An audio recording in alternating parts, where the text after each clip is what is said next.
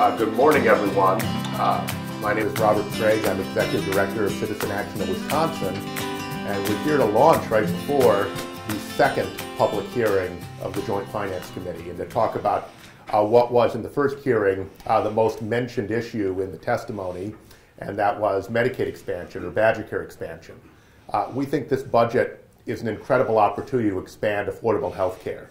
And it was the top issue in the last election, healthcare by far over all other issues. And we have, Wisconsin's the only state in the Great Lakes region, one of the only states not in the Deep South that has not taken the extra Medicaid money to expand our BadgerCare program. And as a result, there are roughly 83,000 working Wisconsinites, people who have the kind of jobs that don't provide good health benefits, like home care workers, like child care workers, like people in retail, like people who work in restaurants. That do not have affordable health care and could have it. And in fact, taking this money actually has a positive fiscal impact on the state as a whole. So this is one of those things where you cover more people for less money, which would seem like a no-brainer, but it hasn't been over the last 6 years. And I think that there's a huge public push for this. Our count, the testimony was only over 50-0 in Janesville, the first public hearing in favor of BadgerCare expansion. So we didn't hear one witness, one member of the public come out and say they were against it. And so I think there's no good public policy reason not to do this. There are partisan reasons, and those will melt away eventually once the public makes it absolutely clear that they expect this in the budget. I furthermore actually think that it's hard to conceive of Governor Evers signing a budget that doesn't include this. In fact, it would be like giving him a budget that said we're going to cut out a grade in school funding. We're not going to have funding for 12th grade anymore, and expecting him to sign the budget. Because why on earth would you cut off BadgerCare unnecessarily where there's federal money to pay for this expansion? Why do you tell 83,000 people that they have to go and try to buy private insurance that is too expensive for them just because the state, for partisan reasons, won't take the extra money? The state takes a ton of Medicaid money already. So all of these arguments we hear about how problematic that is, how problematic BadgerCare is, if they were consistent, they would cut the whole BadgerCare program. They're not going to do that, right? So this is purely ideological and political. And one of the great things about democracy is that there's an opportunity for people to stand up and force elected officials to do the right thing. And that's what we're expecting to happen both today, these future public hearings, and then eventually it's going to happen when we finally get a final budget. So with that, I want to hand it over to a lawmaker who has been a leading champion for expanding health care access in the state of Wisconsin and making it affordable, and that is State Senator Chris Larson. Thank you, Robert. Thank you. Thanks, guys. Thank you, Robert, and thank you to the beautiful co-op members who are here, woke up early to speak out on this issue. I'm proud to be a co-op member as well. We've had the opportunity to expand the Medicaid expansion in Wisconsin since 2014. So it's 5 years now in that we have left money on the table year after year after year. And there are members of this committee who are speaking or who are going to be hearing from the public today who know that we've been leaving money on the table and said it the first time. And they know this. They know that we are leaving money on the table every single time we decline to accept the Medicaid expansion. This is a popular issue. It has only grown in popularity. There was 19 referendums that happened in 2014. All 19 of them passed, including right here in Milwaukee County. In the most recent Marquette poll, they did a question on this one, and lo and behold, 62% of those polled support expanding Medicaid. So this is something the public is on our side on this one. This is one where the finances make sense because it gives money to the state, whereas right now Wisconsin is a net loser. We give more money to Washington than comes back to Wisconsin, so this is a way to make that more equitable. This helps our neighbors. This makes sure that they have access to care that they wouldn't otherwise have. There are people who've been suffering needlessly for the last 5 years who don't have access to care because there are cynical politicians who've made the decision that it's better for their political careers that they don't get access to health care, that we don't do the expansion. And the number of states that have expanded this has only grown. We are now the only state in the Midwest not to have expanded Medicaid. It is expanded under Republican governors that we neighbor. It is expanded under states where there's Republican majorities in the House. 37, I believe Robert pointed out, 37 other states and Washington, D.C. have done this. So we are in a small and narrowing sliver of states that are just trying to put our head in the sand and pretend that this isn't a growing problem. So it's beyond time that we do this. You're going to hear testimony today from people who need this care, and from people who want to make sure that they can deliver this care. People who are on the healthcare delivery side. So this helps everybody. Expanding Medicaid would cover an estimated 82,000 more of our neighbors, 30,000 of whom currently have no insurance or health security. And this would also free up $324 million of our state dollars to cover other important priorities. This is, as Robert mentioned, this is the keystone that the rest of the budget is built on. So this has to happen. If there's going to be a spirit of compromise in our state to move forward, it starts with expanding BadgerCare in our state. Thank you. Thank you, Senator Larson. And next up, we have someone who's been fighting for high-quality health care and affordable health care for a long time, the president of the Wisconsin Federation of Nurses and Health Professionals, and she knows and her members know that health care is a life and death issue, and that everyone ought to have access to health care no matter what. And she and her members see the consequences of needlessly leaving people behind and leaving them out of our healthcare system. So, Candace, thank you for joining us. Thank you, Robert. As Robert said, my name is Candace Owley, and I'm a registered nurse, and I'm the president of the Wisconsin Federation of Nurses and Health Professionals. There's a comment about what is the impact on the front line. Well, every day, nurses and healthcare workers see the impact of our broken system.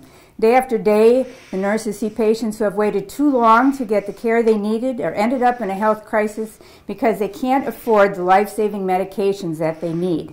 Patients using emergency rooms because they have no health care coverage, and they're afraid of the cost, and with good reason. Just this last week, we found out that in last year, Americans had to borrow over $88 billion. I mean, this is a stunning figure to pay for health care. And it's so clear that our friends and our neighbors are skipping medications and skipping care because they are rightly fear bankruptcy.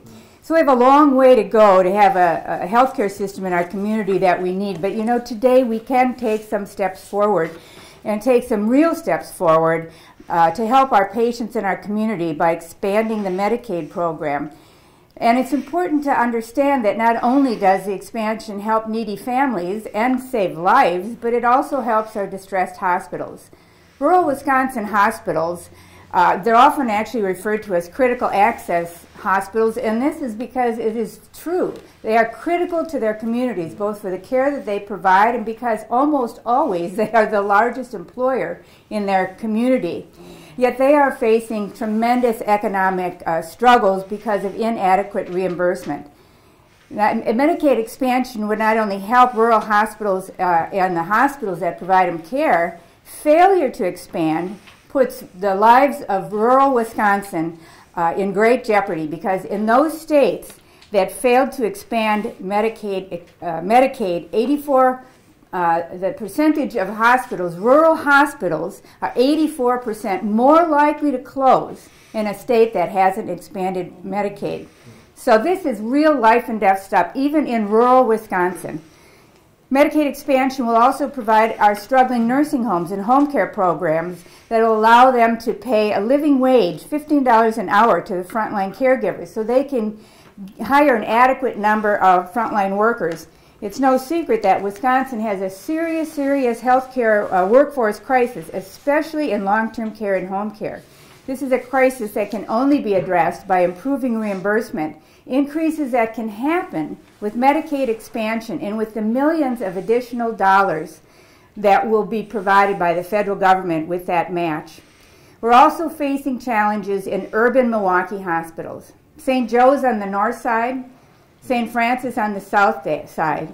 Every day, these proud community hospitals see families in great distress, families that live in communities of stress and trauma, and carry that into our emergency rooms. There's a lot to be done in our city to face the significant inequities in healthcare in our system, but as a bare minimum, we need to expand Medicaid so that thousands more of our neighbors can at least get access to care without financial ruin. No nurse went to school to tell patients they have to produce a credit card to get the care they need. No nurse wants to see a patient critically ill and maybe even dying because they didn't have money for preventive care. And no patient should have to choose between food or life-saving drugs, between paying their mortgage or their hospital bill. As Robert said, I'm a nurse who's worked for decades, really, in the fight for quality health care. But today I'm here to urge support for a healthcare system that is based on our patient needs. And what our patient needs today is a health system that is supported with the Medicaid expansion. We know that healthcare should be a human right in our country, and disease does not really know if you are Democrat or Republican. So we're going to urge our representatives today to put aside partisan politics and to do the right thing for our community and expand Medicaid. Thank you.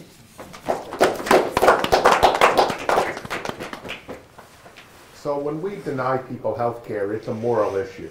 So we're going to have a speaker speak to that right now. Under our previous governor, when we didn't take this money, 75,000 people were cut off their health care and left to fend for themselves or to go for health care options that weren't meant for them, that were more expensive than we can calculate they can afford. So some of them were able to hold on to their health insurance, a lot of them weren't. But this is basically a moral issue. If we have the opportunity to make health care affordable to people working their way up the economic ladder who don't get good insurance work, then we absolutely need to do that. And so our next speaker is the Reverend, make sure I get the church right, the Reverend Dana Kelly of the Rising Savior Community Baptist Church, and we're thrilled to have her here. Yes, thank you. Thank you, Robert. Thank you, all my co-op friends. Amen.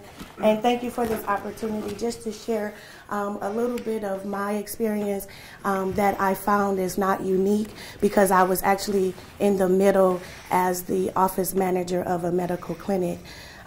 Again, my name is Reverend Dana Kelly, pastor of Risen Savior Community Baptist Church, located at 3105A North 12th Street on Milwaukee's North Side. My experience with the Affordable Care Act and the marketplace insurance option is not unique, but very much an issue within the community.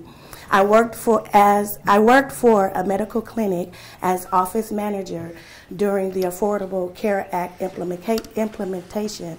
And I applied for BadgerCare as my insurance option because my employer did not have to offer insurance with only 2 employees. My income exceeded the eligibility requirements by $100 per month. It was implied that that $100 was supposed to cover premium, co-pays, and deductible, which in reality equated to self-pay status for myself and many other middle-class and working-class citizens. The BadgerCare expansion will fill the financial and medical gaps that plague many of us who are just a paycheck away from being uninsured. The BadgerCare expansion can and will allow doctors and specialists to address another problem plaguing the community of color, which is mental health. Risen Savior is spearheading an initiative to bring mental health awareness to the community of color due to poverty, violence, and abuse through education, prevention, treatment, and self-care. If the BadgerCare expansion option is available for all, we will see our inalienable rights fairly and justly pursued. Life, liberty, and the pursuit of happiness is only attainable through quality and affordable health care. Vote yes for the BadgerCare expansion. As a citizen with a congenital and pre-existing condition, I need assurance that the BadgerCare option will be available for all citizens of Wisconsin. Thank you. Thank you, Reverend Kelly, and I also want to thank all of the Citizen Action organizing co-op members who are here, and all of the other folks that are here jamming this hallway. It certainly looks like we need more than 4 public hearings to actually have the public voice heard, because this is ultimately the promise of democracy, where people's voices, the interests of the people, influence the direction of our government. And that's what we're about here. We're trying to make sure that this Joint Finance Committee actually listens to these people and all the other people that are out here in order to try to do the most American thing you can, that is participate in our democracy. So thank you very much, everyone. We fully expect BadgerCare expansion will be included in this budget because of what we're going to do to make sure it's there. Yeah, we can go to questions. Yes. So, just so I'm understanding this, so 83,000 people, they don't qualify for BadgerCare and they need it. So would expanding it mean lowering the salary requirements, or what would expanding it, I guess, mean? That makes sense? So Governor Walker did an expensive partial expansion that didn't draw down most of the federal money, which cut it off artificially at 100% of what's called the federal poverty level. The amount you need to go up in income eligibility in order to get the extra Medicaid money under the Affordable Care Act is 138% of the federal poverty level. So it's 82,000 people roughly. They're in that gap. And that's an estimate from the State Fiscal Bureau. I mean, obviously it'll differ based on how many people actually sign up, but that's the number that the Evers administration and the legislature are using based on their closest estimate of how many people fall in that gap. And then the state isn't taking as much federal money as they could? Is that right? And Medicaid is a program where the federal government pays part of it and the state another part based on the state's relative income. So our match is around 60% for Medicaid. So 60% federal money, 40% state. For the extra Medicaid money, again, 90% match, 90% federal.